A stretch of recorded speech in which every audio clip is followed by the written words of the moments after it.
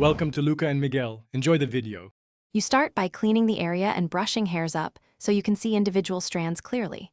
Once done, use a white pencil or washable marker to mark two symmetric start and end points. This defines the gap you want. Make sure to trim any long strays with small scissors. Trimming prevents overplucking. Now use a fine tweezers to remove only the hairs in the marked zone running across the brow bridge. Work slowly and step back to check symmetry frequently. You continue by refining the gap in controlled passes. Begin at the center and pluck single hairs outward. This reduces the risk of uneven holes. Between passes, soothe skin with cool compresses so swelling doesn't hide stray hairs. Make sure to pivot the mirror and cross-check angles. What looks centered head-on may be off from the side.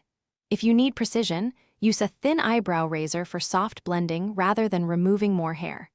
Once balanced, step away and evaluate in natural light. You finish by applying a gentle antiseptic and a calming gel to reduce redness and prevent infection.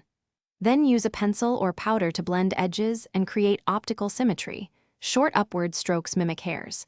Make sure to avoid heavy products that block follicles while they recover.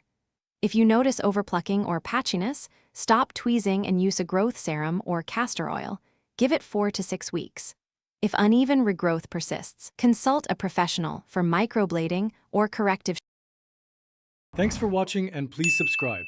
It's the best investment you'll ever make.